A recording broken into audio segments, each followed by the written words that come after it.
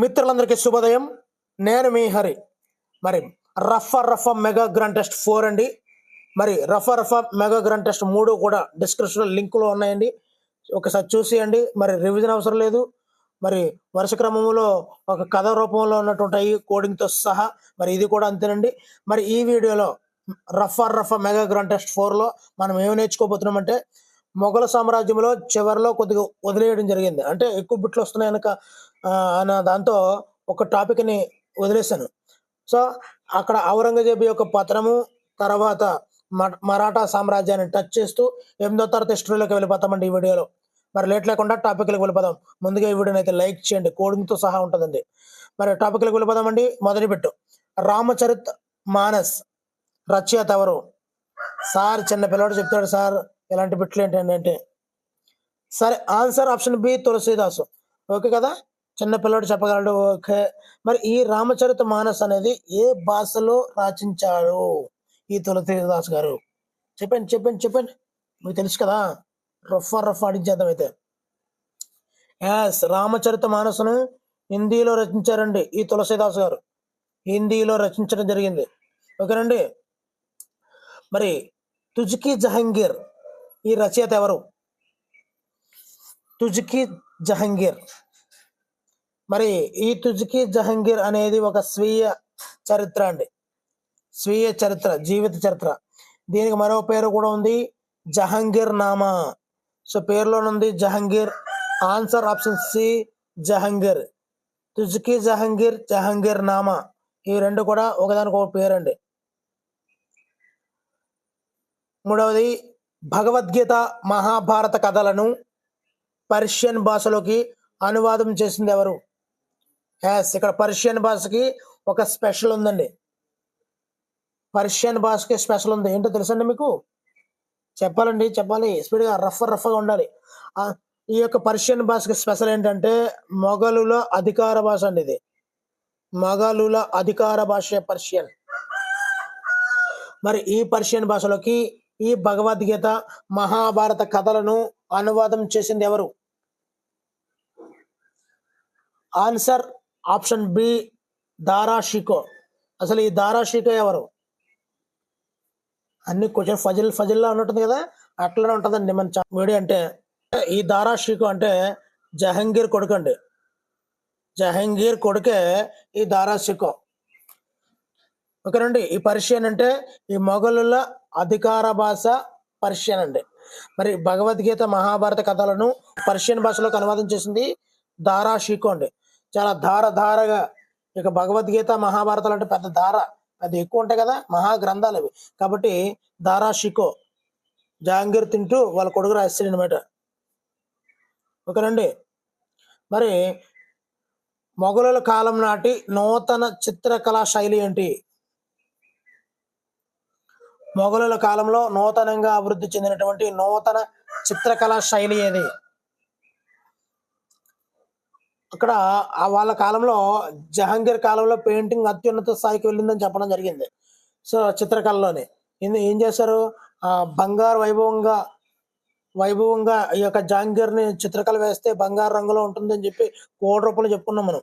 So అదేవిధంగా మొఘలు కాలం నాటి నూతన చిత్రకళా శైలి ఏంటంటే మినియేచర్. ఏంటి సార్ మినీ అంటే సూక్ష్మ. మినియేచర్ అంటే సూక్ష్మ చిత్రకళ అనేది ఈ యొక్క మొఘలుల కాలంలో బాగా అభివృద్ధి చెందిందండి. ఓకేనండి.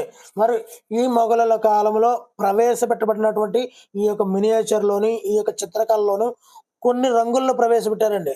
అదే నెమలి నీలం. పెళ్లి కూతురు బాగా ఇష్టం అండి. నెమల కంఠం నీలం చీరలు కొట్టుకుంటారు కదా, నెమలి నీలం. అదేవిధంగా భారతీయులు ఎక్కువగా వాడే ఎరుపు రంగు. ఈ రెండు కూడా వాళ్ళు కొత్తగా తయారు చేయడం ప్రవేశపెట్టారండి. ఓకేనండి. ఈ సూక్ష్మ చిత్రకళ ఏంటంటే సూక్ష్మ చిత్రకళ అండి, మినియేచర్ అంటారు దాన్నే. నెక్స్ట్ చూద్దామండి. అక్బర్ ఏ సంగీత పరికరం వాయించడంలో నైపుణ్యం కలిగి ఉన్నాడు? అక్బర్ మామూలు కాదండి, చాలా సంగీత విద్వాంసుడు ఆయన. మరి వాళ్ళ బాబులు ఉన్నారు కదా, వాళ్ళ బాబు వాళ్ళ తాత ఎవరు? బాబరు హుమయూన్ ఉన్నారు కదా, వాళ్ళు సంగీతాన్ని ప్రోత్సహించారు. ఎప్పుడైతే సంగీతాన్ని ప్రోత్సహించారో అక్బర్కి రాబోడికి ఆ సంగీతం టాప్ లెవెల్కి వెళ్ళిపోయింది అనమాట.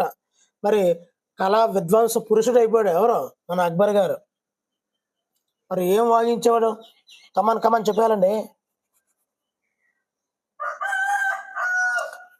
ఆన్సర్ ఆప్షన్ డి నగారా అండి. నగారాన్ని వాయించడంలో ప్రత్యేకమైనటువంటి నైపుణ్యాన్ని కలిగి ఉన్నాడండి.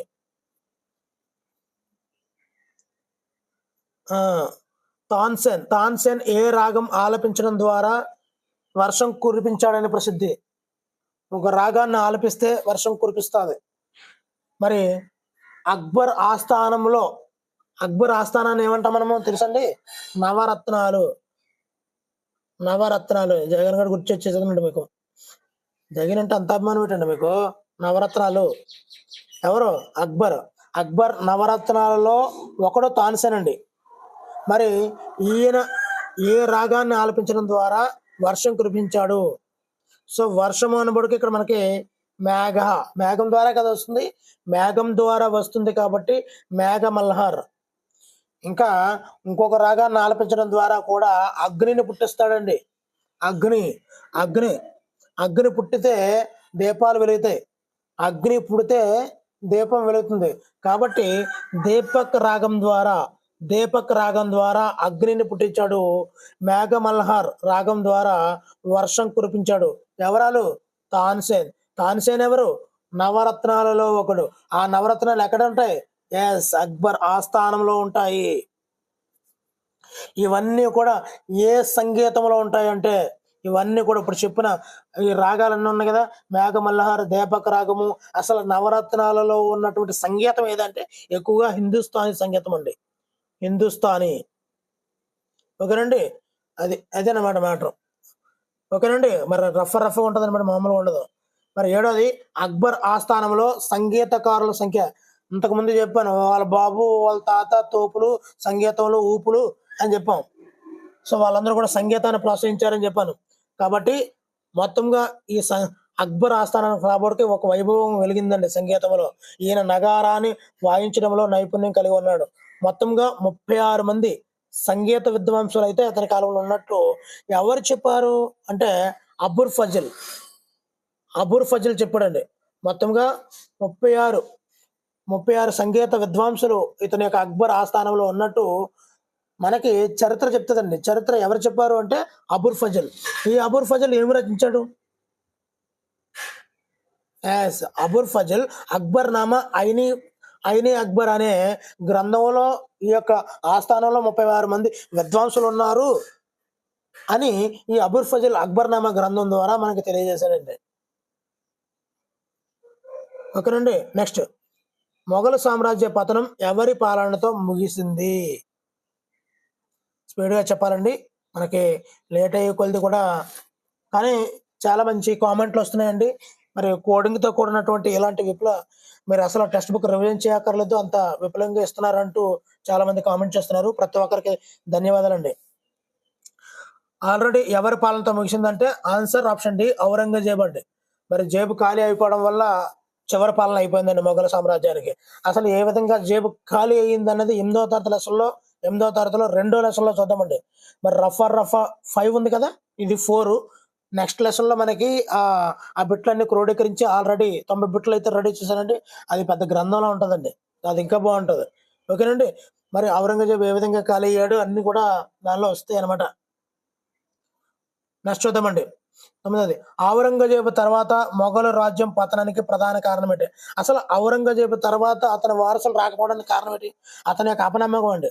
అతను ఎవరు నమ్మడు, అతని కుమారులతో సైతం నమ్మడు, అందరి మీద అనుమానం పెట్టుకుంటాడు. ఆ విధమైనటువంటి ఉండడం వల్ల అతని యొక్క తర్వాత వారసులందరూ కూడా విలాసవంతం, వీడితో మనం వేగలేము అని ముందుగానే ఇదయ్యి విలాసానికి అలవాటు పడిపోయి దూరం జరిగిపోయారండి.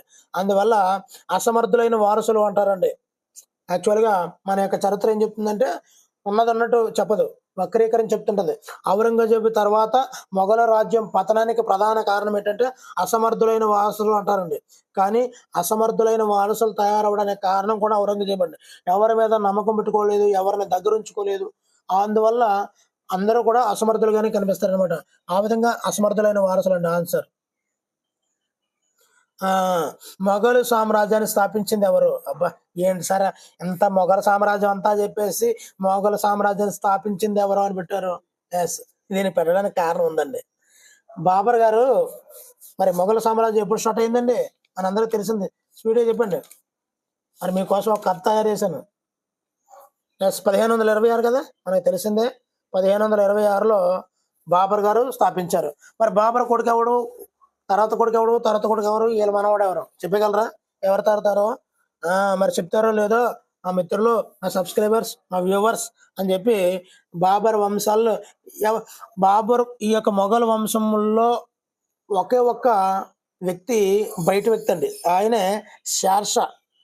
హుమయూన్ను ఓడించి వచ్చాడు కదా, ఢిల్లీని ఆక్రమించుకున్నాడు కదా, ఆయన 1355లో ఓడిపోయాడు. ఓకేనండి, 1355.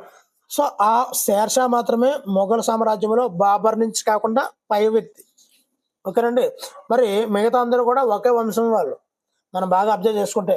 సో అప్పుడు రాజమాత అన్నది, బాహుబలిలో ఉంది కదా, బాహు బాహు అక్బర్ జహాంగీర్ తింటూ అక్బర్ జహాంగీర్ తింటూ గుర్రం మీద వెళ్తూ ఔరా అనిపించగలడు. మీ గురించి షార్ట్ కట్ కోడ్ అండి ఇది. బాహు రాజమాత అంటుందండి, మొఘల్ సామ్రాజ్యంలో ఎవరు కొడుకు ఎవరు అన్నది ఈ ఒక్క కోడ్ ద్వారా మనం గుర్తుపెట్టుకోగలం. ఓకేనండి. బాహు అంటే మొదటిది బాబర్ అండి, తర్వాత బాబర్ కొడుకు హుమయూన్ అండి, బాహు అయిపోయింది కదా. తర్వాత అక్బరు జహాంగీర్ తింటూ అంటే జహాంగీర్. అక్బరు జహాంగీర్ తింటూ, ఇక్కడ గుర్రం అన్నాం కదా, గుర్రం అంటే కుర్రాన్ని కుర్రం ఆ పేరు ఎవరిది? షాజహాన్. గుర్రం పేరేం పేరు? షాజహాన్.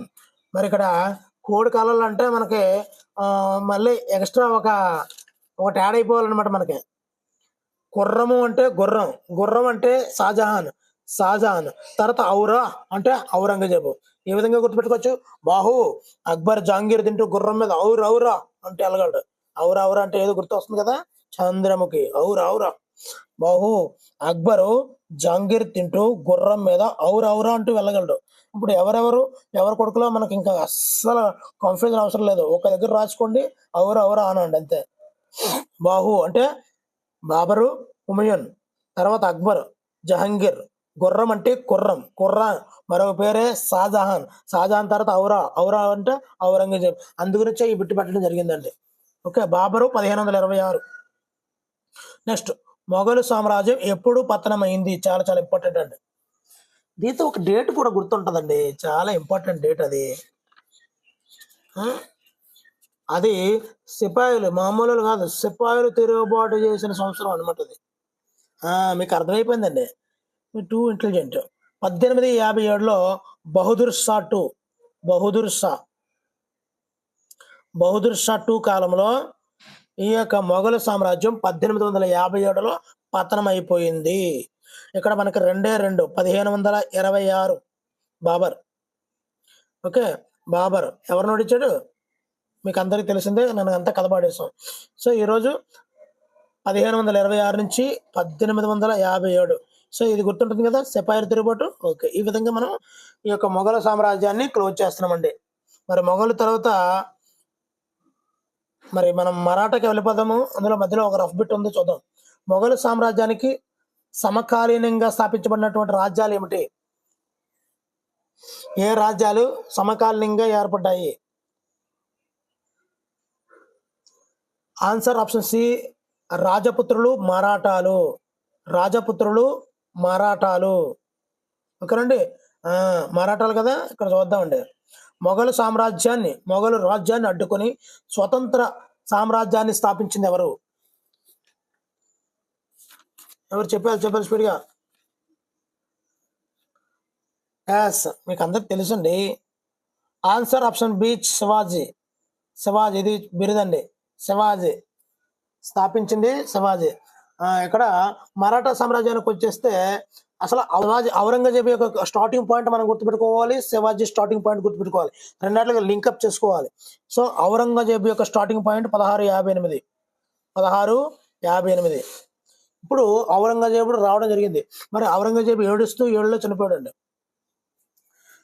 ఔరంగజేబు ఏడుస్తూ జేబు ఖాళీ అయిపోయింది అంటూ ఏడుస్తూ 1707లో చనిపోయాడు. కానీ ఎక్కింది 1658లో. ఓకేనండి. ఇక్కడ గుర్తుపెట్టుకోండి. ఇక్కడ లింకప్ చేస్తున్నాను. ఇక్కడ శివాజీకి మనం లింకప్ చేసుకోవాల్సిన అవసరం ఉంది. శివాజీ ఎప్పుడు 1674లో ఎక్కాడండి. శివాజీ 1674లో ఎక్కడం జరిగిందనమాట. ఈ యొక్క సామ్రాజ్యాన్ని. ఇక మరాఠా రాజ్య స్థాపకుడు ఎవరు? మరాఠా రాజ్య స్థాపకుడు ఎవరు? ఆన్సర్ ఆప్షన్ సి శివాజీ అండి. రాజ్య స్థాపకుడు శివాజీ అండి. ఎప్పుడు ఎక్కడు ఆల్రెడీ చెప్పాను, 1674లో. ఇతను 6 సంవత్సరాల్లో పనిచేశాడు. 1680లో దిగిపోవడం జరిగిందండి. 1674 1680 ఇతని యొక్క చివరి కాలం. ఇతను 6 సంవత్సరాల్లో చేశారు. కానీ శివాజీ గురించి మనం గొప్పగా చెప్పుకుని ఎంత కాలం చేసాం కాదు షేర్ ఖాన్, శివాజీ నీ పేరు గుర్తుందా లేదా అన్నదే మనకు కావాలి. ఓకేనండి. శివాజీ ఎక్కడ జన్మించాడు? శివాజీ శివనేరి దుర్గంలో. ఇక్కడ దుర్గాలు ఎక్కువ ఉండేయండి. అనేక దుర్గాల్లో కైవసం చేసుకునేవాడు అనమాట శివాజీ.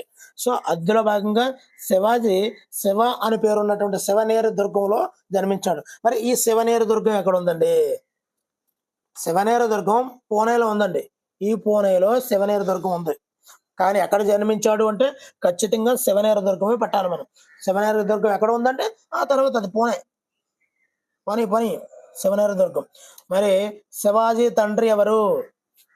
శివాజీ తండ్రి సాజా భోన్స్లే. అంటే లింకప్ చేయడం కోసమే ఇలాంటి బిట్లు అన్ని పెడుతున్నానండి, గుర్తుపెట్టుకోండి. సాజా భోన్స్లే. మరి ఈయన ఎక్కడ ఉండేవాడు అంటే బేజాపూర్ సుల్తాన్ దగ్గర అండి. ఎక్కడ? బేజాపూర్ సుల్తాన్ దగ్గర. ఈ బేజాపూర్ సుల్తాన్లకి సాజా భోన్స్లేకి మంచి ర్యాపో ఉండేది. కానీ శివాజీని మట్టుపెట్టడానికి ఈ బేజాపూర్ సుల్తాన్లు కొద్దిగా స్కెచ్ చేసేవారు అనమాట. ఓకేనండి. ఈ యొక్క ఉన్నత పదవులను పొందడానికి సాజా భోన్స్లే బేజాపూర్ సుల్తాన్ దగ్గరే ఉండేవాడండి. మరి శివాజీ తల్లి ఎవరు? ఆన్సర్ ఆప్షన్ సి జిజియాబాయి అండి. మరి తండ్రి మరణంతో ఈ యొక్క తల్లి సంరక్షణలోనే మన శివాజీ గారు పెరగడం జరిగిందండి. అందుకే శివాజీ జై భవానీ అంటుంటాడు. దుర్గాలను జయించాడు కదా, మనం శివనేరి దుర్గంతో పుట్టాడు కదా. సో దుర్గాలు ఉన్నాయి. అందుకే ఆయన యొక్క విజయంలో చివరన విజయ సంకేతంగా జై భవానీ అంటూ మనం పిలుస్తుంటాడు. ఆ విధంగా మనం దుర్గాని గుర్తు తెచ్చుకోవచ్చండి. మరి శివాజీని ప్రభావితం చేసినటువంటి మరాఠా భక్తి ఉద్యమకారుడు ఎవరు? భక్తి ఉద్యమకారుడు చాలా చాలా ఇంపార్టెంట్ అండి. ఆన్సర్ సమర్థ రామదాసు. శివాజీయే సమర్థుడు, అలాంటిది ఇంకొక సమర్థుడు భక్తి రూపంలో దొరికాడండి. శివాజీయే సమర్థుడు, అలాంటి శివాజీకి ఇంకొక సమర్థుడు దొరికాడు అనమాట. సమర్థ రామదాసు భక్తి ఉద్యమకారుడు అనమాట. అదే శివాజీకి యుద్ధ విద్యలు నేర్పింది ఎవరు?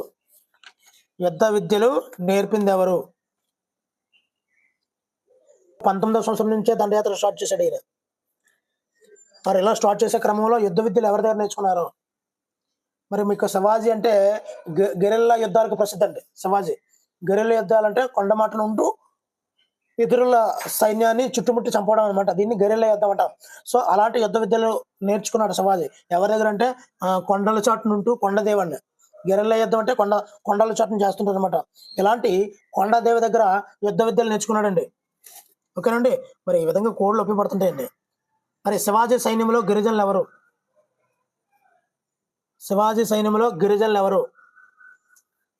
ఆన్సర్ మావాలీలు అండి. శివాజీ దగ్గర మావాలీలు అనమాట గిరిజనులు. ఓకేనండి. అదేవిధంగా ఈ యొక్క యుద్ధ విద్యలు నేర్పింది కొండదేవి అని చెప్పాను కదండి. అదేవిధంగా యుద్ధ విద్యల్లో శిక్షణ ఇచ్చేది. శిక్షణ ఇవ్వడం వేరు, నేర్పడం వేరు. ఒకరు ట్రైనప్ ఇస్తారు, ఒకరు బాగా తర్పిస్తారు. ఒకరేటి ఇనిషియల్ చెప్తారు అంతే, కొంతమంది ట్రైనింగ్ ఇస్తుంటారు. అలాగే ఇనిషియల్ ఇచ్చింది ఈయనండి కొండదేవు. అతను బాగా నేర్పింది ఎవరంటే తానాజీ అండి. ఎవరు స్నానం చేసి బాగా యుద్ధ విద్యల్లో స్నానం చేయించింది అంటే తర్పీది ఇచ్చింది అనమాట, శిక్షణ ఇచ్చింది తానాజీ. శివాజీ తానాజీ చేయించాడు బాగా శిక్షణ. ఓకేనండి. యుద్ధ విద్యల్లో శిక్షణ ఇచ్చింది. అదే యుద్ధ విద్యలు నేర్పించింది కొండదేవి అండి. ఈ రెండాటికి తేడా మనం గుర్తుపెట్టుకోవాలి. తానాజీకి కొండదేవికి. కొండదేవు అదే నేర్పాడు, తానాజీ శిక్షణ ఇచ్చాడండి. రెండాటికి మనం డిఫరెన్స్ కనుక్కోవాలి. గిరిజనులు ఇప్పుడే చెప్పాను, మావలీలు ఇదిగోండి దుర్గాలను జయించాడని చెప్పాను కదా. 19వ సంవత్సరంలోనే శివాజీ ఆ యొక్క ఏ దుర్గాన్ని ఆక్రమించాడు. భలే ఉంటుందండి ఇది మాత్రం. శివాజీ 19 సంవత్సరాలు ఉన్నాయండి. 19 సంవత్సరాలు ఉన్నప్పుడు టీనేజ్లో మనం ఏం చేస్తాం, సినిమాలు చూస్తాం. మరి శివాజీ ఏ సినిమా చూసాడు తెలుసా? ఆది అనే సినిమా చూశాడు. తోరణం ఆది సినిమాకి వెళ్ళి సినిమా థియేటర్కి తోరణం కట్టాడు అనమాట. మరి ఈ ఆది ఎక్కడి నుంచి వచ్చారంటే ఆదిల్ షాకి తోరణం వేశాడు అనమాట. అంటే సభ్యులు ఆదిల్ షాని ఆక్రమించుకున్నాడు అని. ఆదిల్ షా శివాజీ తన 19వ సంవత్సరాలు ఉన్నప్పుడే తోరణ దుర్గాన్ని జయించి ఎవరి నుంచి? మహమ్మద్ ఆదిల్ షా నుంచి ఆక్రమించుకున్నాడు. ఓకే, ఇప్పుడు ఎలా గుర్తుపెట్టుకోవాలి? శివాజీ ఆది సినిమా చూడడానికి వెళ్ళి అక్కడ ఒక తోరణం వేశాడు. దేనికి? ఆది సినిమాకి తోరణం వేశాడు. ఎప్పుడు? 19 సంవత్సరాలు ఉన్నప్పుడే, టీనేజ్లోనే. ఓకేనండి. మరి అఫ్జల్ ఖాన్ వధించింది ఎవరు? మరి ఈ ఆదిల్ షా అన్నవాడు కూడా బేజాపూర్ సుల్తాన్. మరి అదేవిధంగా శివాజీని చంపడానికి ఈ అఫ్జల్ ఖాన్ మోసపూరితంగా ఒక ప్లాన్ వేస్తాడండి. ప్లాన్ వేస్తే ఈ అఫ్జల్ ఖాన్ యొక్క ప్లాన్ని మన యొక్క శివాజీ గారు, ఈ అఫ్జల్ ఖాన్ కూడా బేజాపూర్ సుల్తానేనండి. ఆ నాన్న ఎక్కడ పనిచేశాడని చెప్పాను? బేజాపూర్ సుల్తాన్ వద్ద, శివాజీ వాళ్ళ నాన్న బేజాపూర్ సుల్తాన్ వద్ద అత్యున్నత పదవులను నిర్వహించేవాడు. సో ఆ తర్వాత అదే అలా రేపో ఉండేది. కానీ శివాజీని చంపడానికి ముందుగా ఆదిల్ షా వచ్చాడు. వెంటనే ఆది సినిమా చూసి తోరణం వేశాడు శివాజీ. సో ఎప్పుడైతే ఆదిల్ షాని పక్క తప్పించాడో, ఆక్రమించాడో, వెంటనే నెక్స్ట్ ఇంకొక విలన్ ఎంటర్ అయిపోయాడు. ఆడే అఫ్జల్ ఖాన్. ఓకే, అఫ్జల్ ఖాన్ ఎప్పుడైతే వచ్చాడో ఈ అఫ్జల్ ఖాన్ ఏం చేశాడు? ఇతను కూడా బేజాపూర్ సుల్తాన్ అండి. వెంటనే ఇతని యొక్క మోసపూరిత ఆలోచనని ముందుగానే పసిగట్టాడు మన శివాజీ. ఏం చేశాడు అఫ్జల్ ఖాన్? రావయ్యా శివాజీ, మీ నాన్న మా నాన్న దోస్తీ రా, చర్చలకు రా, సరదాగా కూర్చుందాం, చక్కగా మాట్లాడుకుందాం అని చెప్పి చక్కగా కూర్చున్నారు. వెంటనే శివాజీ ఆల్రెడీ మంచి ఫామ్లో ఉన్నాడు. అప్పటికే టీనేజ్లో ఉండి మంచి దర్గాలన్నీ జయిస్తూ మంచి ఊపు మీద ఉన్నాడు. నాకు లేదు తోపు, దమ్ముంటే ఆపు అన్నాడు. వెంటనే ఏం చేశాడు శివాజీ? ఈ అఫ్జల్ ఖాన్ని ఈ వ్యాఘ్ర నక అంటే గోల్ అండి. శూర్పనఖ అంటాం కదా. శూర్పనఖ అంటే పొడవైన గోళ్ళు కలిగింది Shurpanakha.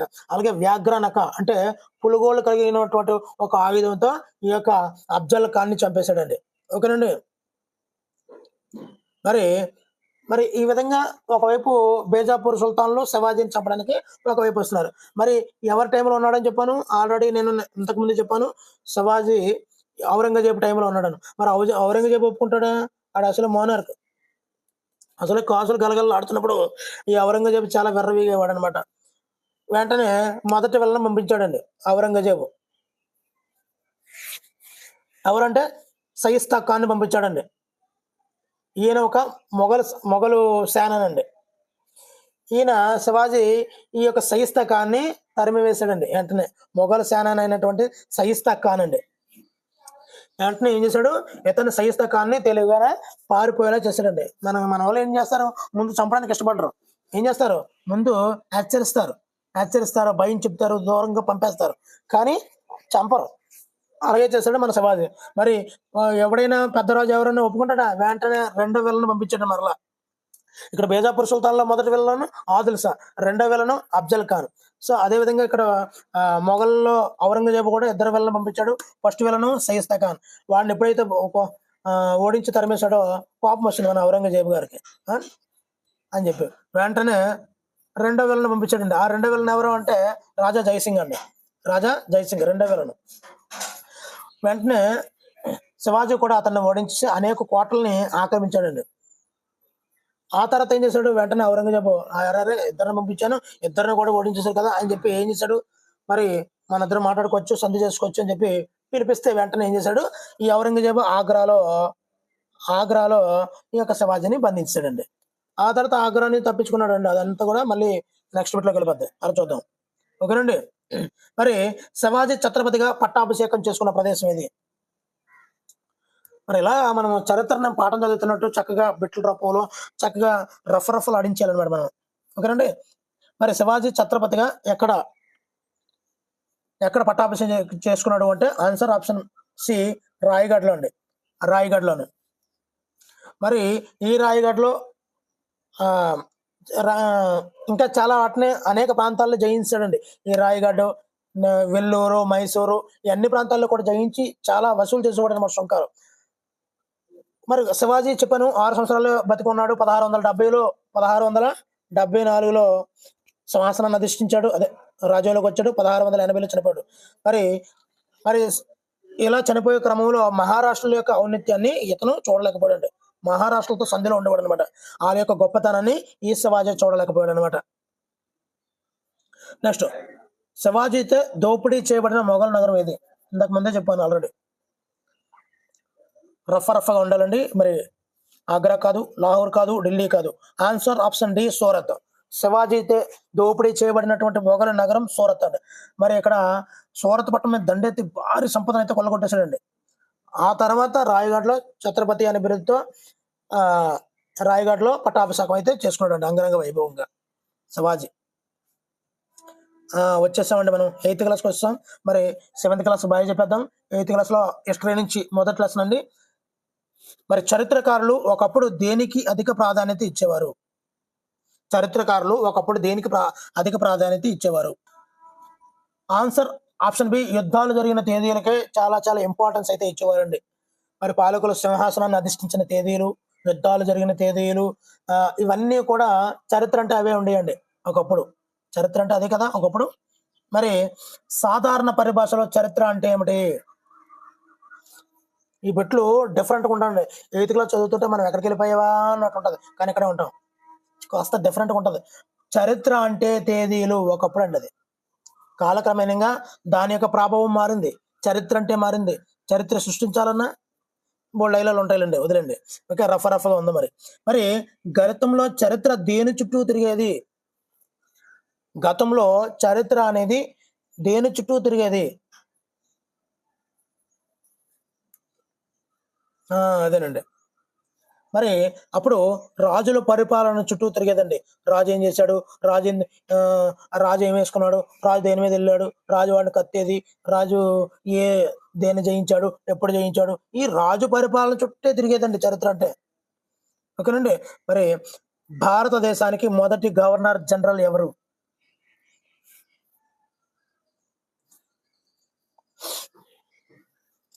Answer option B Warren Hasting అండి. Warren Hasting. ఎప్పుడు అయ్యాడు అంటే 1773లో అండి. 1773లో వారన్ హేస్టింగ్ మొదటి గవర్నర్ జనరల్ అయ్యాడండి. ఈ యొక్క బ్రిటిష్ వారి చరిత్రలో ఈ గవర్నర్ జనరల్ యొక్క ప్రభావం చాలా ఎక్కువ అండి. మరి మొదటివాడు చివరివాడు కూడా మనం గుర్తుంచుకోవాల్సిన అవసరం ఉంటుందండి. మొదటి గవర్నర్ జనరల్ వార్నింగ్ ఇస్తూ జాయిన్ అయ్యాడు.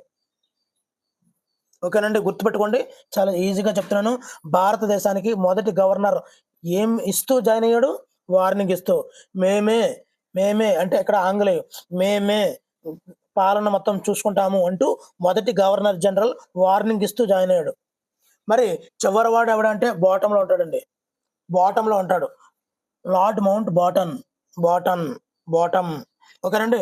మొదటివాడు వారన్, చివరివాడు బాటన్. ఓకేనండి. ఈ విధంగా మనము గుర్తుపెట్టుకోవచ్చు. ఇక ముందే చెప్పేశానండి, మన రఫ్ అంటే ఇలాగే ఉంటుంది. మరి 30ది వారన్ హేస్టింగ్ భారతదేశానికి ఎప్పుడు గవర్నర్ జనరల్ అయ్యాడు? ఆన్సర్ ఆప్షన్ బి 1773లో అండి. మరి ఎక్కడ అంటే బెంగాల్ అండి. బెంగాల్. ఎప్పుడు, ఎక్కడ? ఓకేనండి. నెక్స్ట్ చూద్దామండి. బ్రిటిష్ ఇండియా చరిత్ర అనే 3 సంపుటాల పుస్తకాన్ని ఎవరు ప్రచురించారు? బ్రిటిష్ ఇండియా చరిత్ర. Answer option B James Mill గారు అండి. James Mill. ఈ మిల్లులో పెద్ద పుస్తకాన్ని వేస్తే మూడు పుస్తకాలు తయారయ్యాయండి. బ్రిటిష్ వారి పెద్ద పుస్తకాన్ని వేస్తే 3 పుస్తకాలు తయారయ్యాయి. అది ఏ పుస్తకాలు తయారు చేశారు ఆ మిల్లు? Hindu, Muslim, British. మరి ఇండియాలో బ్రిటిష్ ఇండియా కదా, మరి ఇండియాని డివైడ్ చేస్తే హిందూ ముస్లిం కింద విడదీశాడండి. అంటే మరాఠాలతోని ఇలాంటి వాటితోని హిందువులతో పోరాడాడు, అలాగే ముస్లింలు ఉన్నారు, అలాగే బ్రిటిష్ ఉంది. కాబట్టి ఈ మిల్లులో వేస్తే పెద్ద పుస్తకాన్ని హిందూ ముస్లిం బ్రిటిష్ అనే 3 పుస్తకాలు తయారయ్యాయండి. ఇప్పుడు ధాన్యాన్ని వేస్తే చెట్టు, బియ్యం, నూకలు ఏ విధంగా సపరేట్ అవుతాయో 3 విధాలుగా అవుతాయి కదా, అలాగా మిల్లులో వేశారండి. మిల్లులో వేస్తే హిందూ ముస్లిం బ్రిటిష్ అనే 3 యుగాలుగా విభజించేశాడు ఈ యొక్క మిల్ అండి. ఎప్పుడు విభజించాడు అంటే 1817లో అండి. ఆ మిల్లులో ఎప్పుడు వేసాం మనం? 1817, 18, 17 వేస్తే ఈ విధంగా తయారైందండి. మరి ఆయా కాలాల బట్టి వాటిని తర్వాత కొద్దిగా మార్చడం జరిగిందండి. ప్రాచీన, మధ్య, ఆధునిక, హిందూ యుగం అనేవి ఇలా కాలాల విభజనకి మనం పెట్టుకున్న పేర్లండి. కానీ మిల్ గారు ఏం చేశారు? హిందూ, ముస్లిం, బ్రిటిష్ యుగాలుగా భారతదేశ చరిత్రను, బ్రిటిష్ ఇండియా చరిత్ర అనే 3 పెద్ద సంపుటాల పుస్తకాలను ప్రచురించడం జరిగింది 1817లో అండి.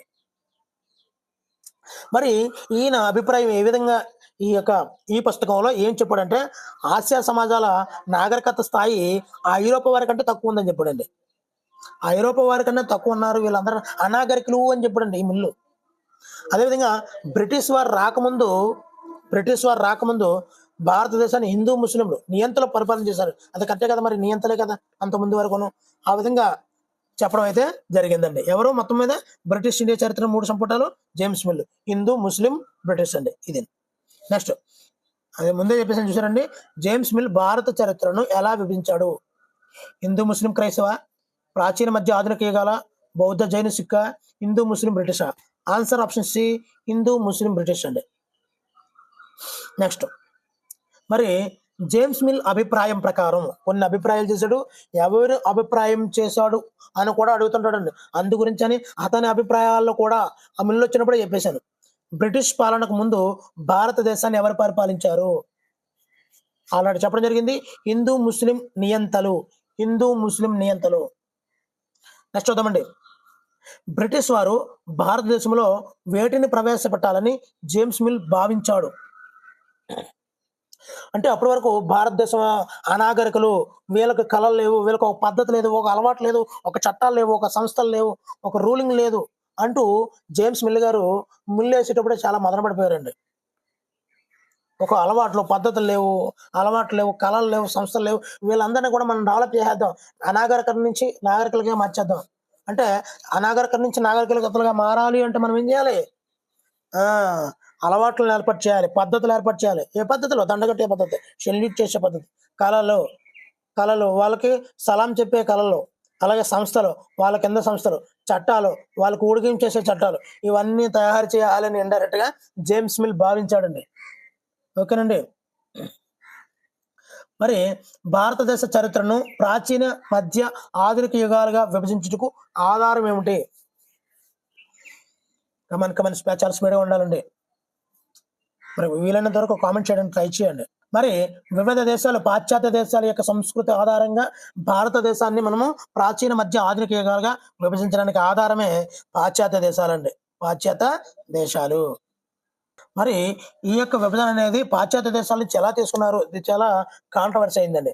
అదే ఎలా తీసుకున్నారు అంటే, మన దేశంలో ఉన్నటువంటి విజ్ఞాన శాస్త్రము, ప్రజాస్వామ్యం, స్వేచ్ఛ, సమానత్వం, వీటన్నిటి నుంచి కూడా ఆధునిక యుగాన్ని తయారు చేశారండి. దేని నుంచి అండి? ఇక్కడ మన దగ్గర ఉన్నటువంటి విజ్ఞాన శాస్త్రం, మన దగ్గర ఉన్న హేతువాదం, ప్రజాస్వామ్యం, స్వేచ్ఛ, సమానత్వం, వీటన్నిటిని కూడా కూడిందే ఆధునిక యుగం అని చెప్పారండి. ఈ లక్షణాలు లేని కాలాన్ని మనం మధ్యయుగం, మన దేశంలో ఉన్నటువంటి మధ్య యుగం అని చెప్పారండి. ఆ విధంగా మనల్ని ఎవరు విభజించారు అంటే, పాశ్చాత్య దేశాల నుండి ఈ విభజన ఆధారంగా చేసుకొని మన భారతదేశ చరిత్రను ప్రాచీన, మధ్య, ఆధునిక యుగాలుగా వర్గీకరణ అయితే చేస్తారండి. మరి కంపారిజన్ చేసుకుంటాం కదా, మన దౌర్భాగ్యం ఏంటంటే కంపారిజనే ఫస్ట్ వన్. నెక్స్ట్, చాలా మంది చరిత్రకారులు ఆధునిక యుగాన్ని ఏ కాలంగా పేర్కొన్నారు? మరి ఆధునిక యుగం అంటే మనకు వచ్చినటువంటి ఆధునిక యుగం అనేది మన ప్రభావం వల్ల కాదని చెప్తారండి. గొప్ప ఏంటంటే, మన దగ్గర ఉన్న సంపదను కొల్లగొట్టి, మన దగ్గర ఉన్నటువంటి వనరులు, మూలికలు, సుగంధ ద్రవ్యాలు అన్నీ పట్టుకెళ్ళిపోయి మనది ఆధునిక యుగం కాదట. సో ఆధునిక యుగం అనేది ఏంటంట? వలసవాదం వల్ల మన భారతదేశం ఆధునిక యుగాన్ని సంతరించుకుందట. ఎంత దౌర్భాగ్యం చూడండి. మరి చదువుతుంటే రక్తం ఉడికిపోతే బిట్లు రాయాల్సి వచ్చిందండి. ఓకేనండి. నెక్స్ట్ బ్రిటిష్ వారు తక్కువ ధరకు ఏమి కొనుగోలు చేసేవారు? భూములనా, పంటలా, ఖనిజాలా? భూములు, పంటలు, ఖనిజాలు. ఖనిజాలు కాదండి. మరి భూములు, పంటలు ఇక్కడ ఉండేవే. మరి బ్రిటిష్ వారు పట్టుకి ఇక్కడ ఉండిపోదామని చివరి స్టేజ్ వరకు మొదటి గవర్నర్ జనరల్ అని చెప్పాను కదా, వార్నిస్టింగ్ అప్పటి వరకు కూడా ఇక్కడ సుస్థిరంగా ఉండాలి, ఇక్కడ రాజ్యం చేసుకోవాలి, ఇక్కడ భూములను ఆక్రమించుకోవాలి అనే ఆలోచన లేదండి అప్పటి వరకు బ్రిటిష్ వారికి. కాబట్టి భూములు, పంటలు కాదండి, ఖనిజాలు ఆల్రెడీ దోచుకుపోవడం స్టార్ట్ చేశారు. తక్కువ ధరకు ఎక్కువగా ఏం కొనుగోలు చేశారంటే వస్తువులండి, వస్తువులు.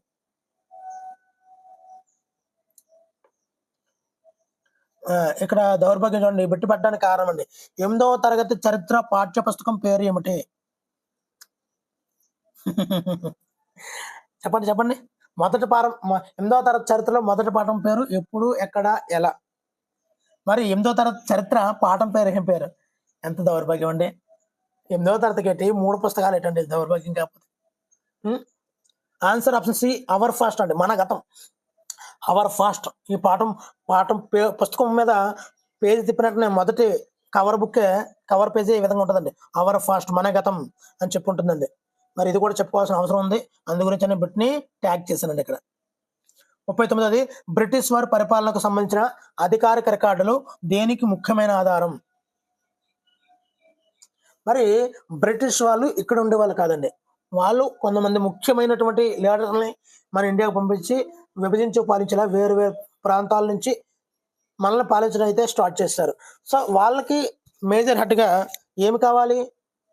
వాళ్ళ యొక్క చరిత్ర ఏంటి, వాళ్ళు ఎలా ఉన్నారు, వాళ్ళ యొక్క స్టెప్పులు ఏంటి, నెక్స్ట్ ఏం చేశారు, దానివల్ల ఏం జరిగింది అనేది కూలంకుషంగా స్టెప్ బై స్టెప్ వాళ్ళకి రికార్డుల రూపంలో చరిత్ర రచన అనేది కావాలండి. ఆ పరంగా నెక్స్ట్ స్టెప్ తీసుకునేవారు అనమాట. చరిత్ర రచనకే రికార్డులు ఎక్కువగా ఉపయోగించేవారండి. ఆ విధంగా వాళ్ళ యొక్క నెక్స్ట్ స్టెప్లో, నెక్స్ట్ ప్లానింగ్లో అన్ని కూడా ఏదైనా ఇష్యూ జరిగితే బ్యాక్గ్రౌండ్ అంతా కూడా చెక్ చేసేవారండి. బ్యాక్గ్రౌండ్ రికార్డ్ అంతా చెక్ చేస్తే ఎక్కడ కీలకమైనటువంటి తప్పు జరిగింది అనేది ఆ రికార్డులో ప్రతిదీ, ఒక చిన్న గన్న తీసామని రాయాలి ఖచ్చితంగా. అంత పిన్ పాయింటెడ్గా రికార్డులని మెయింటైన్ చేసేవారండి చరిత్ర రచన కోసం. అదే చెప్పాను కదా, బ్రిటిష్ వారు దేనిని ముఖ్యమైన ప్రక్రియగా భావించేవారు? ఓన్లీ మన దగ్గర ఉన్నటువంటి రాయడాన్ని అండి. ఇక్కడ ఈ సంపద ఉంది, ఆ సంపద ఉంది, ఇక్కడ కొల్లగొట్టాము, ఈ సంపద చేసాము, ఈ రాజ్యాన్ని ఆక్రమించుకున్నాము, పలానా వ్యక్తి హతమార్చడానికి ట్రై చేశాడు, పలానా వాళ్ళు దోషులుగా ఉన్నారు, ఈ విధంగా ప్రతిదీ పిన్ పాయింటెడ్గా రాయడాన్ని ముఖ్యంగా భావిస్తారండి వాళ్ళు. మరి రాసిందాన్ని మామూలుగా ఉంటారా? బ్రిటిష్ వారు అన్ని ముఖ్యమైనటువంటి డాక్యుమెంట్లు కూడా ఎక్కడ భద్రపరిచారంటే ఈ డాక్యుమెంట్లకే పెద్ద పెద్ద కారాగారాలు, అంటే అభిలేఖాగారాలు అంటే పెద్ద పెద్ద కారాగారాలు, అదేవిధంగా రికార్డు గదులు, పెద్ద పెద్ద గదులు ఉండేయండి. మనం చూస్తుంటాం బాహుబలి, RRRలో చూస్తాం, ఒక సైనికులు గన్నలకి ఎంత పెద్ద గదులు ఉంటాయో మన రామ్ చరణ్ గారు అభిప్రాయపడతారు, సైనిక కారాగారానికి ఆ యొక్క తుపాకులకి మెయిన్ హెడ్ అయిపోవాలి అని. అలాగా ఈ యొక్క రికార్డులకి అంత పెద్ద గదులు ఉండేయండి. అభిలేఖ కారాగారాలు, వీటిలో రికార్డులు, డాక్యుమెంట్లు భద్రపరిచేవారండి. మరి అభిలేఖ కారాగారాలు అంటే ఎక్కడో దూరంగా ఉండేవి కాదే అండి. గ్రామ తహసీల్దార్ కార్యాలయంలోను, కలెక్టరేట్ కార్యాలయంలోను, కమిషనర్ కార్యాలయంలోను, ప్రాంతీయ సచివాలయాల్లోను, కోర్టుల్లోను మొదలైన వాటన్నింటిలో కూడా రికార్డులను భద్రపరచడానికి ఈ అభిలేఖ కారాగారాలు అనే ప్రత్యేకమైనటువంటి సంస్థలు ఏర్పాటు చేసి అక్కడ దాచేవారండి. మరి 19వ శతాబ్దం మొదటి వరకు కూడా, తొలి కాలంలో కూడా ఈ డాక్యుమెంట్లను అన్నింటినీ కూడా, ఒరిజినల్స్ అన్నింటినీ కూడా చాలా జాగ్రత్తగా రాసేవారండి. ఆ తర్వాత వేరే అయ్యిందని నెక్స్ట్ బిట్లో చూద్దామండి. మొత్తం అన్ని ఒకసారి చెప్పకూడదు. అదిగో మరి 19వ శతాబ్దం మధ్యలో దేని రాకతో రికార్డుల కాపీలు ప్రింట్ చేయబడ్డాయి? మరి ఎప్పుడైతే 19వ శతాబ్దం తొలి వరకు ఈ రికార్డులన్నింటినీ కూడా చాలా జాగ్రత్తగా రాసిన ప్రతి ఒక్కదాన్ని కూడా చాలా జాగ్రత్తగా ఆర్గనైజ్ చేసేవారు. తర్వాత ప్రింటర్ వచ్చిందండి. అంటే ప్రింటర్ రావడం వల్ల ఈ డాక్యుమెంట్లు అన్నింటినీ కూడా ప్రింటింగ్ రావడం వల్ల ఇవన్నీ కూడా కాపీ చేశారండి, వెంటనే కాపీ చేసేసారనమాట. మరి వలస పాలనలో సాధారణ విషయంగా ఏముండేది? వలస పాలన ఎప్పుడైతే వలస పాలనలోకి వచ్చిందో వెంటనే సర్వేలు చేసేవారండి. ఒక దేశాన్ని సమర్థంగా పరిపాలించాలంటే ఆ దేశం గురించి సరిగ్గా తెలుసుకోవాలి. ఇప్పుడు మనం బ్రిటిష్ వాళ్ళు వచ్చేసారు, వాళ్ళు వలస వస్తారు, మనం వలస పాలనలో ఉన్నాము. అప్పుడు ఏమైంది, మన భారతదేశం గురించి పూర్తిగా తెలిస్తే కదా వాళ్ళు ఎలా పాలించాలో తెలుస్తుంది. అలా పాలించాలి అంటే వాళ్ళు భారతదేశం మొత్తాన్ని తెలుసుకోవాలి అంటే ముందుగా సర్వసాధారణమైనటువంటి విషయమైనటువంటి సర్వేలు చేసేవారు. మొదటిసారిగా సర్వేలు చేసేవారు. మరి ఈ సర్వేలలో భాగంగా గ్రామాల్లో కూడా గ్రామాల్లో కూడా రెవెన్యూ సర్వేలు అయితే నిర్వహించేవారండి. అయితే భౌగోళిక స్వరూపం ఏ విధంగా ఉంది, నేల నాణ్యత ఏమేమో ఉంది, వృక్ష జంతు జాలాలు ఏమున్నాయి, స్థానిక చరిత్రలు ఏమున్నాయి, ఇవన్నీ కూడా వాళ్ళు సర్వేలు అయితే చేయించుకునేవారండి. ఓకేనండి. నెక్స్ట్, బ్రిటిష్ వారి అభిప్రాయం ప్రకారం ఒక దేశాన్ని సమర్థంగా పాలించాలంటే ఏమి చేయాలి చూసారండి. ఆల్రెడీ రఫ్గా చెప్పేశాను. మరి ఇది రఫ్ గ్రాండ్ టెస్ట్ 4 అండి. తప్పనిసరిగా అయితే లైక్ చేయండి. మరి వరుసగా చరిత్ర, జాగ్రఫీ అన్నీ కూడా రఫ్గా జరుగుతాయి. మరి మీరు లైక్ చేస్తే మరింత ఉత్సాహంగా ఎక్కువ వీడియోలు చేయడానికి నాకు ఇంట్రెస్ట్ ఉంటుందండి. మరి ఒక దేశాన్ని సమర్థంగా పాలించాలంటే ఆల్రెడీ చెప్పాను, దేశం గురించి తెలుసుకోవాలి. ఆ దేశం ఎంత ఉందో తెలియకుండా దానిలోకి వచ్చి వలస పాలన చేసేస్తున్నాం అంటే ఎలా కుదురుతుంది? అవుతుంది కదా, అంతే అనమాట. మరి 19వ శతాబ్దం తొలి రోజుల్లో దేనిని నిర్వహించారు? చాలా ఇంపార్టెంట్ అండి. ఒకవైపు సర్వేలు చేశారు, 19వ శతాబ్దం తొలిలోనే సర్వేలు చేశారు. అలాగే 19వ శతాబ్దం తొలి రోజుల్లో అయితే రెవెన్యూ సర్వేలను అయితే నిర్వహించారండి. ఈ రెవెన్యూ సర్వేలు ఎక్కడ నిర్వహించారు? గ్రామాలలో రెవెన్యూ సర్వేలు నిర్వహించారు. అసలు ఈ రెవెన్యూ సర్వేల యొక్క ఉద్దేశం ఏంటి అసలు బ్రిటిష్ వారికి? అసలు ఈ రెవెన్యూ సర్వేలు చేయాల్సిన అవసరం ఉంది అంటే ఒక ప్రాంతం యొక్క భౌగోళిక స్వరూపం ఏ విధంగా ఉంది, ఆ నేల యొక్క నాణ్యత ఎలా ఉంది, అదేవిధంగా వృక్ష జంతుజాలాలు ఏ విధంగా ఉన్నాయి, ఆ స్థానిక చరిత్ర ఏమైనా ఉందా, స్థానిక చరిత్రలో ఆ చరిత్రలో ఆ పంటల విధానం, ఏ పంటలు ఏ ప్రాంతాల్లో ఏ పంటలు పండుతున్నాయి అనేవి ఈ మొదలైనవన్నీ కూడా ఈ సర్వేల ద్వారా తెలుసుకోవడానికి మనకి ఈ యొక్క రెవెన్యూ సర్వేలను ప్రవేశపెట్టారు బ్రిటిష్ వారండి. ఎప్పుడు? 19వ శతాబ్దం యొక్క తొలి రోజుల్లో అండి. ఈ తొలి రోజుల్లో చేసేవారు అనమాట. ఎలా చేయడం వల్ల వాళ్ళకి ఏ ప్రాంతంలో ఏ పంటను తీసుకోవచ్చు, ఏ ప్రాంతం మంచిది, ఎక్కడ మనం ఉండాలి, ఎక్కడ వృక్ష జంతు సంపదలు ఎక్కువ ఉన్నాయి, వాటిని ఎలా కొల్లగొట్టాలి అనే ఒక బ్యాక్గ్రౌండ్ స్కెచ్ అయితే వాళ్ళు వేసుకునేవారండి. ఇదిగోండి 46వది, ప్రతి 10 సంవత్సరాలకు ఒకసారి ఏమి జరుగుతాయి? ఎన్నికల, జనాభా లెక్కల, భూ సర్వేల, నదీ సర్వేల? ఆన్సర్ ఆప్షన్ బి, జనాభా లెక్కలండి. అసలు జనాభా లెక్కలు ఎందుకు చేయాలండి? ఇది ఎప్పుడంటే 19వ శతాబ్దం చివరిలో అండి, గుర్తుపెట్టుకోండి. 19వ శతాబ్దం మొదట్లో రెవెన్యూ సర్వేలు జరిగాయండి, ఇది గ్రామాలలో. అదే 19వ శతాబ్దం చివరి నుండి ఈ జనాభా లెక్కలు జరిగాయండి. రెండుకి చిన్న క్లాస్ వస్తుంది, అక్కడ దొరికిపోతాం అనమాట. చివర అంటే జనాభా, మొదల అంటే రెవెన్యూ సర్వే. ఓకేనండి. మరి ఈ జనాభా లెక్కలు ఎందు గురించి అంటే వివిధ ప్రాంతాల్లో ఒక్కొక్క ప్రాంతంలో జనాభా ఎంతమంది ఉన్నారు, ఏ క్యాస్ట్ వారు ఉన్నారు, ఏ రిలీజియన్ వారు ఉన్నారు, ఎంతమంది చనిపోతున్నారు, ఏ కారణం వల్ల చనిపోతున్నారు అన్నది వాళ్ళు 19వ శతాబ్దం చివరి నుంచి జనాభా లెక్కలు వేయడం స్టార్ట్ చేశారండి. సో వాళ్ళ యొక్క ఇండెప్త్ ఏమై ఉండొచ్చు, ఏ మతాల వల్ల ఉన్నారు, ఏ మతాన్ని రెచ్చగొట్టి, ఏ మతాన్ని ఏ క్యాస్ట్ని రెచ్చగొట్టి విభజించో పాలించే ప్రకారంగా ఈ జనాభా లెక్కలు కూడా వాళ్ళకి ఎంతగానో ఉపయోగపడ్డాయండి. అదే అండి మ్యాటరు. నెక్స్ట్, రాబర్ట్ క్లైవ్ ఎవరిని భారతదేశ మ్యాప్ తయారు చేయమని అడిగాడండి? భారతదేశ మ్యాప్ తయారు చేయమని ఎవరిని అడిగాడు? మరి రాబర్ట్ క్లైవ్ గురించి నెక్స్ట్ వీడియోలో ఉంటుందండి, మరి మామూలుగా ఉండదు క్లైవ్ గారు. మరి ఇక్కడ రాబర్ట్ క్లైవ్ అసలు మ్యాప్ ఎందుకు తయారు చేయమన్నారు?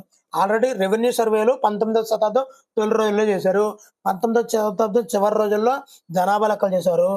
తర్వాత ఈ జేమ్స్ ప్రిన్సెస్ ఉన్నాడు కదండి, ఈ ప్రిన్సెస్ని మరి అతను చిత్రాలు గీశాడండి, చాలా చిత్రాలు 1832లో చాలా చిత్రాలు గీశాడండి. అతను గీసినటువంటి ఉపయోగించిన పరికరాల వివరాలు అన్నీ కూడా ఉన్నాయండి 1832లో అండి, 1832లో. మరి ఈ 1832లో ప్రిన్సెస్ ఒక బొమ్మ వేశాడండి. అందులో ఏం వేశాడంటే ఈ మ్యాప్లు గీయడానికి, ఈ సర్వేలు చేయడానికి ఉపయోగించినటువంటి అన్ని బొమ్మలు కూడా, పరికరాల వివరాలు అన్నీ కూడా జేమ్స్ ప్రిన్సెస్ 1832లో ఒక బొమ్మ వేశాడనమాట. ఆ బొమ్మలు ఉన్నాయి. ఓకేనండి. కానీ ఈ భారతదేశ మ్యాప్ తయారు చేయాలి అని రాబర్ట్ క్లైవ్ రెసెల్ని అడిగాడండి. రెనెల్ అనొచ్చు, రెనేల్ అనొచ్చు, కొద్దిగా మీరు పెద్ద మనిషి చేసుకోవాలి మరి. ఈ జేమ్స్ రెనెల్ రాబర్ట్ క్లైవ్ భారతదేశ మ్యాప్ తయారు చేయమని ఈ రెనెల్ని అడిగాడండి. అసలు రెనెల్ ఈ యొక్క రాబర్ట్ క్లైవ్ యొక్క ఉద్దేశం ఏంటి? భారతదేశం యొక్క మ్యాప్ మన చేతిలో ఉంటే భారతదేశాన్ని ఆక్రమించి వాళ్ళ మీద ఆధిక్యత అంటే అజమాయిషి చలాయించవచ్చు అనేది వాళ్ళ యొక్క ఇన్డెప్త్ ఆలోచన అండి. అదేవిధంగా ఇప్పుడు సర్వేలు చేశారు కదా, సర్వేల్లో ఉపయోగించినటువంటి పనిముట్లు వాటి యొక్క వివరాలన్నింటినీ కూడా 1832లో జేమ్స్ ప్రిన్సెస్ ఒక చిత్రాన్ని వేశాడండి. అదేవిధంగా జేమ్స్ రన్నెల్ ఎప్పుడు చేశాడంటే 1782లో అండి. 1782లో రాబర్ట్ క్లైవ్ మ్యాప్ని తయారు చేయమన్నాడండి. 1782లోనే అంటే 1757 తిరుగుబాటు తెలుసు కదండి. 1757 మీకు ఏ తిరుగుబాటు కూడా బాగా తెలుసు. ఓకేనండి. జేమ్స్ రన్నెల్ 1782, జేమ్స్ ప్రిన్సెస్ 1832, ఈ విధంగా జేమ్స్ మిల్ వేసాడని చెప్పాను కదా.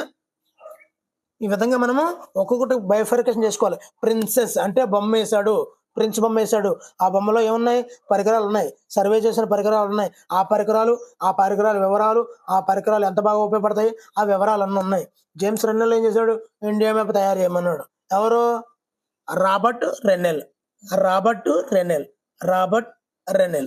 మళ్ళీ ప్రిన్సెస్కి ట్యాగ్ అయిపోయారు కనుక ప్రిన్సెస్ ఏంటి? ప్రిన్సెస్ బొమ్మ వేశాడు. దీనిలోని సర్వే బొమ్మ వేశాడు. ఓకేనండి. దానిలో వాడిన పనిముట్లు అన్నీ కూడా దాని వివరాలు ఉన్నాయి ఆ బొమ్మలో. అదే రాబర్ట్ రెన్నెల్ అడిగాడు ఏంటి? భారతదేశ బొమ్మ అని. ఎప్పుడు? 1782లో. 1782లో భారతదేశ బొమ్మ ఎలా ఉంది అంటే ఎవరిని అడగాలి మనం? ఇప్పుడు రెన్నెల్ని అడగాలి. ఇప్పుడు బొమ్మ అయితే మన దగ్గర ఉండదు. గూగుల్ మ్యాప్ ఓపెన్ చేస్తే ఇండియా మ్యాప్ వచ్చేది. కానీ 1782లో భారతదేశ మ్యాప్ కావాలంటే రెన్నెల్ని అడగాలి. ఓకేనండి. నెక్స్ట్ చూద్దామండి. 48. రెన్నెల్ చిత్రీకరించినటువంటి మొదటి పటం ముఖ చిత్రంలో ఎవరు ఉన్నారు? మరి వేయమంటే రాబర్ట్ క్లైవ్ అడిగాడు. కోరిక అడిగాడు. అందులోని టాప్ మోస్ట్ రాబర్ట్ క్లైవ్ అంటే ఇంకా మిగతా అందరూ కూడా గజగజలు ఆడాలి. వెంటనే రెన్నెల్ గారు చిత్రీకరించారు. ఆ చిత్రీకరించిన దానిలో ముఖ చిత్రంలో ఎవరు ఉన్నారు? చెప్పాలి స్పీడ్గా. రఫ్ ఆడించాలండి. అప్పుడు రెన్నెల్ యొక్క ఉద్దేశం ఏంటంటే బ్రాహ్మణులు భారతదేశం యొక్క గ్రంథాలను బ్రిటిష్ వారికి ఇస్తున్నట్లు ఇతను ముఖ చిత్రంలో పేర్కొన్నాడండి. అంటే భారతీయులకు ఇష్టపూర్వకంగానే తన యొక్క గ్రంథాలను అన్నిటినీ కూడా బ్రిటిష్ వాళ్ళకి ఇస్తున్నట్టు తన యొక్క ముఖ చిత్రం. ఎవరు? రెన్నెల్ యొక్క ముఖ చిత్రంలో అతను తయారు చేసినటువంటి ఆ పటంలో ముఖ చిత్రంలో ఈ యొక్క బ్రాహ్మణుల గురించే ముఖ్యంగా ఇవ్వడం జరిగిందండి. బ్రాహ్మణులు ఈ యొక్క గ్రంథాలు పట్టుకొని బ్రిటిష్ వారికి ఇస్తున్నటువంటి ముఖ చిత్రాన్ని ముద్రించాడండి. ఎవరు? రెన్నెల్. ఎవరికి ఇచ్చాడు? రాబర్ట్ క్లైవ్ కండి. వాళ్ళ అభిప్రాయమే అక్కడ ప్రతిబింబిస్తుంది అనమాట. నెక్స్ట్ అండి, అధికారిక రికార్డులు వేటిని తెలియజేయవు? అధికారిక రికార్డులు వేటిని తెలియజేయవు? ఏం తెలియజేయవండి? తెలుసు మీకు అందరికీ. ఇప్పుడు అధికారం నాడు మెయిన్ ఇప్పుడు జగన్మోహన్ రెడ్డి అయినా, చంద్రబాబు నాయుడు అయినా, లోకేష్ గారు అయినా వాళ్ళకి ఏమి తెలియవు? ప్రజల యొక్క భావనలు తెలియవండి. మరి ఎలా తెలియకుండా ఎలాగండి అంటే వెనకాల ఉన్నటువంటి వాళ్ళకు సపోర్టెడ్గా ఉన్న నాయకులు వెనకాల ఉంటారు. వాళ్ళు ఏం చెప్తుంటే వాళ్ళు రిప్రజెంటేటివ్లు అనమాట. వాళ్ళు ఏం చెప్తుంటే అది చేసుకుంటూ పోతుంటారు. కానీ ప్రజల యొక్క భావనలు చివరి వరకు అతని వరకు వెళ్ళవండి. మరి అధికారుల రికార్డులు ఏం చెప్తుంటే వాళ్ళ యొక్క అభిప్రాయాలు, వాళ్ళ చట్టాలు, వాళ్ళ విధానాలు, నేను ఇది చేశాను, నేను ఇది పీకాను, వాళ్ళ అభిప్రాయాలు అవే తెలియజేస్తాయండి. ఈ రికార్డులో ఉన్నదంతా కూడా అదేనండి. మరి ప్రజల అభిప్రాయాలు వేటి ద్వారా తెలుసుకోగలమండి మనం? ప్రజల అభిప్రాయాలు వేటి ద్వారా తెలుసుకోగలమంటే వ్యక్తుల యొక్క దినచర్య అండి. ఆ కాలంలో బ్రిటిష్ వారి కాలంలో ఎవరి వ్యక్తి అభిప్రాయాలు వాళ్ళు ఉంటాయి కదా, వాళ్ళ దినచర్యలు అంటే డైరీ రాస్తుంటారు కదా, ఆ డైరీల్లో పొందుపరుచుకున్నటువంటి విషయాల ద్వారా ప్రజల అభిప్రాయాలు తెలుస్తాయి. అదేవిధంగా కథనాలు అండి. పలానా ఆ టైంలో ఇలా ఉండేది అని కథనాల పద్ధతి మనం చెప్పుకుంటుంటాం కదా, అది. అదేవిధంగా స్వీయ చరిత్ర అండి. ఎవరికి వాళ్ళు రాసుకుంటారు ఆటోబయోగ్రఫీల ద్వారా కూడా అప్పుడు ఉన్నటువంటి ప్రజల అభిప్రాయాలు, అప్పటి యొక్క రాజుల యొక్క పాలనా విధానం అవన్నీ కూడా తెలుస్తుండేది. అప్పుడు వెలువరిచినటువంటి పుస్తకాల్లో కూడా ప్రజల అభిప్రాయాలు తెలుసుకోవచ్చండి. ఎందు గురించి ఈ బిట్లు రావడానికి కారణం దీనిలో ఏ బిట్ ఇవ్వాలి, ఏ బిట్ లేదు అన్నది కూడా కన్ఫ్యూజ్గా ఉంటుందండి 8వ తరగతి అనుబడికి. మీరు చూస్తే పెద్ద గ్రంథంలో ఉంటుంది. అందు గురించనే ఒక చిన్న పాయింట్ పట్టుకుంటూ దాని వెనకాల ఉన్నటువంటి బ్యాక్గ్రౌండ్ మొత్తం కవర్ చేస్తున్నానండి. మీకు ఒకవైపు బిట్ రూపంలోనే ఫార్మేషన్ అవుతుంది. ఒకవైపు టెక్స్ట్ బుక్‌ని కూడా మీరు రివిజన్ చేయవలసిన అవసరం లేకుండా మీకు కంటెంట్ మొత్తం ఇవ్వడం జరుగుతుందండి. మరి రఫ్‌గా ఉండాలండి. నాయకులు, సంస్కర్తలు తమ విధానాలు వ్యాప్తి చేయడానికి ఏమి చేశారు? తమ విధానాలు వ్యాప్తి చేయాలి. నాయకులైనా, సంస్కర్తలైనా కూడా ఏమి చేయాలి అంటే ఆన్సర్ రచనలు చేయాలి. ఫుల్ రచనలు చేస్తే ఆ రచనలన్నింటిని కూడా జనాల మీదకి రుద్దేయొచ్చనమాట హ్యాపీగాను. ఆ రుద్దేసి మేము అది చేసాము అని చెప్పి తమ విధానాలని ఈ విధంగా జనాల్లోకి ఎక్కించేవారండి. నెక్స్ట్ చూద్దాము 52వది. గిరిజనులు, గని కార్మికులు, పేదల గురించి వేటి ద్వారా తెలుసుకోవడం కష్టం. వీళ్ళన్నీ కూడా మనం చూసినట్లయితే అధికారిక రికార్డుల్లో ఉండదండి. విద్యావంతుల రచనల్లో ఉండదు. వాళ్ళు కూడా విద్యావంతులు కూడా వాళ్ళ యొక్క అధికారుల వెనకాల చెప్పు చేతుల్లో ఉంటాయండి. సో ఇక్కడ అధికార రికార్డులో అంతా కొంత పేదల గురించి వాళ్ళు కొట్టాము, వాళ్ళు ఎలా తిరుగుబాటు చేస్తున్నారు, ఆ గిరిజనులు వాళ్ళ కష్టాన్ని చెప్పుకుంటూ తిరుగుబాటు చేస్తున్నారు అని ఎంతో కొంత రాసే అవకాశం ఉంది. కానీ విద్యావంతుల రచనల్లో ఎప్పుడూ కూడా మా రాజు ఇది పీకాడు, మా రాజు అది చేశాడు, పలానా కత్తేసుకున్నాడు, పలానా పులిగోర పెట్టుకున్నాడు, ఇవన్నీ తప్ప విద్యావంతులు అసలైనటువంటి గ్రామాల్లో జరిగినటువంటి అసలైన విషయాలను తేటతల్లం చేసేవారు కాదండి. అబ్బా 53వదండి. మరి 1946లో ప్రభుత్వంపై ఎవరు సమ్మె చేశారండి? ఇవన్నీ కూడా మీకు టెక్స్ట్ బుక్ చాలా డిఫరెంట్‌గా ఉంటదండి. చదువుతుంటే పొరపాటు అవుతుంటది, నిద్ర వస్తుంటది. పాయింట్లు రావు వచ్చిన బాధ. ఓకే. ఎవరు చేశారు సమ్మె? ఆన్సర్ ఆప్షన్ సి పోలీసులండి. పోలీసులు. ఎందు గురించి చేశారు అంటే ఢిల్లీలో 2000 మంది పైగా పోలీసులు ఈ యొక్క సమ్మె అయితే చేశారండి ప్రభుత్వం మీద. ఇతర పోలీస్ స్టేషన్లు కూడా ఇదే వార్త నుంచి పోలీసులు కూడా ఆహారం అయితే తీసుకోలేదండి. అందరూ ఏకమైపోయి ఆ ఆహారం తీసుకోకుండా మూకుమ్మడిగా సమ్మె చేశారండి. చూద్దాం ఎందు గురించి చేశారన్నది నెక్స్ట్ బిట్లో చూసేద్దాం. అదిగోండి 1946లో పోలీసులు ఎందుకు సమ్మె చేశారు? ఎక్కడ చేశారు? ఢిల్లీలో. ఎంతమంది? 2000 మంది. దేని ద్వారా తెలుస్తుందంటే వార్తాపత్రిక హిందుస్థాన్ టైమ్స్ అనే వార్తాపత్రిక ద్వారా మనకి తెలిసిందండి. 1946లో మార్చి 22వ తేదీన హిందుస్థాన్ టైమ్స్ వార్తాపత్రిక ద్వారా మనకి ఈ యొక్క పోలీసులు 1946లో పోలీసులు సమ్మె చేశారు. ఎక్కడ? ఢిల్లీలో. ఎంతమంది? 2000 మంది. ఎందు గురించి చేశారు అంటే పోలీసులు వారికి ఇస్తున్నటువంటి తక్కువ వేతనాలు, నాసిరకం భోజనాలు దీని ఆ నిరసనగా ఈ యొక్క వాళ్ళు పోలీసులు సమ్మె చేయడం అయితే స్టార్ట్ చేశారండి.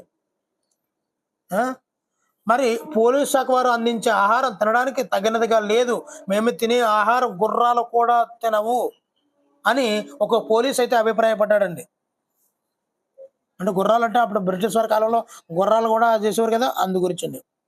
నెక్స్ట్ ప్రకటనలు అనేవి దేనిని పెంపొందిస్తాయి?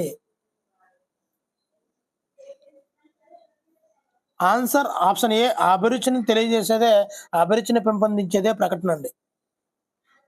ఇది చాలా ఇంపార్టెంట్ అండి. 56వది లెప్టన్ టీ 1922 లెప్టన్ టీ ప్రకటన దేనిని తెలుపుతుంది?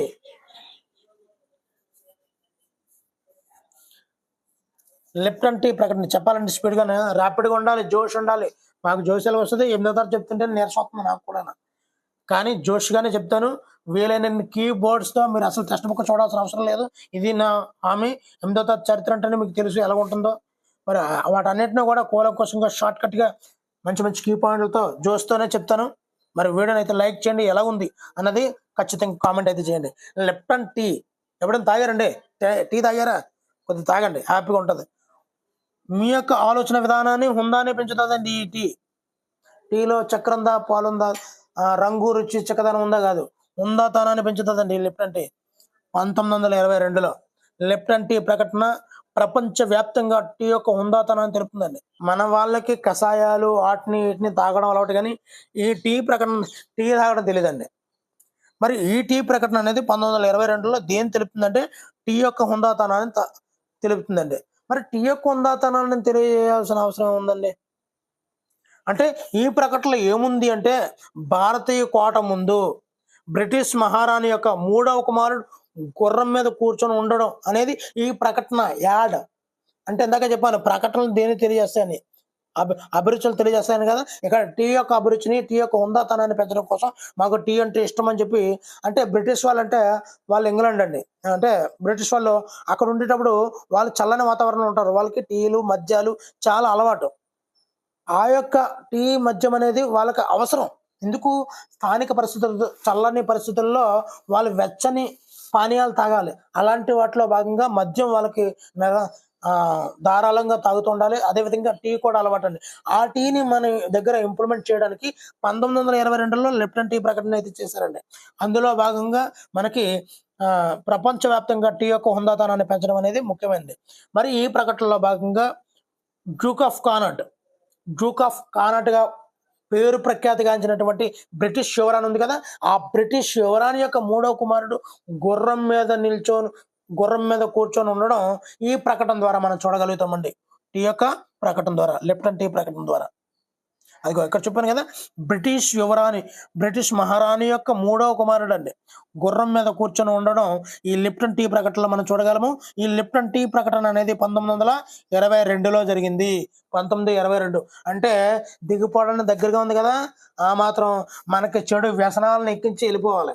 అలాగే ఈ టీని మరి ఎప్పుడైనా ఇన్ని టీ ట్రీలు చూసామంటే మన ఏరియాల్లోని ఇన్ని టీ ట్రీలు అండి, ఇరానీ ట్రీ, ఈ ట్రీ, ఆ ట్రీ, అల్లం ట్రీ, అన్ని టీ ట్రీలు, టీ హబ్బులు ఎక్కువైపోయండి. ఈ విధంగా వాళ్ళదే మనది ఎక్కించడం స్టార్ట్ చేశారండి. నెక్స్ట్ 58ది 1857 తిరుగుబాటుదారులను ఎలా చిత్రీకరిస్తూ బ్రిటిష్ వారు బొమ్మలు ముద్రించారు. ఎలాగండి 1857లో చాలా మంది తిరుగుబాటు అయితే చేశారు. వాళ్ళందరినీ కూడా వాళ్ళు ఏ విధంగా ముద్ర వేసి ప్రింట్అవుట్ చేశారు. వాళ్ళకి చరిత్ర అంటేనే ప్రింట్ చేయడం, పక్కన మీద రాసుకోవడం, ప్రింట్ చేయడం, రాసుకోవడం, పక్కన పెట్టుకోవడం, రాసుకోవడం, పక్కన పెట్టుకోవడం, ఈ విధంగా కదా. వాళ్ళు ఆన్సర్ ఆప్షన్ సి దోపిడీదారులుగా చిత్రీకరించారండి. దోపిడీదారులుగా చిత్రీకరిస్తూ బ్రిటిష్ వారు తమ పుస్తకాల్లో ముద్రించేవారండి. దోపిడీ సొమ్మును పంచుకున్న సిపాయిలు అనే బొమ్మతో చిత్రీకరించారండి. దోపిడీ సొమ్మును పంచుకుంటున్న సిపాయిలు అంటూ ఈ యొక్క 1857లో తిరుగుబాటులో కొద్దిగా కొంత కొల్లగొడుతుంటారు కదా, అప్పుడు ఈ విధమైనటువంటి ప్రకటనలతో బొమ్మలు వేసి ముద్రించేవారండి. మరి బ్రిటిష్ వారి దృష్టిలో తిరుగుబాటుదారులు ఎలాంటి వాళ్ళు? మరి తిరుగుబాటుదారులు అంటే 1857 తిరుగుబాటుదారులు వాళ్ళు ఎలాంటి వాళ్ళు? మరి బ్రిటిష్ వాళ్ళకి ఎలాగ పడదు. వాళ్ళు దురాశపరులు, మమ్మల్ని ఆక్రమించుకొని మాది పట్టుకుపోతున్నారు, వాళ్ళు చాలా దుర్మార్గులు, వాళ్ళు దురాశపరులు అని ఆడమే. కానీ పట్టుకుపోయింది ఎవడో, తీసుకున్నది ఎవడో, కొల్లగొట్టింది ఎవడో, ఆక్రమించింది ఎవడో, అలా ఉంటుందన్నమాట. మరి చివరిగా భారతదేశ చరిత్రను జేమ్స్ మిల్ ఎలా వర్గీకరించాడు?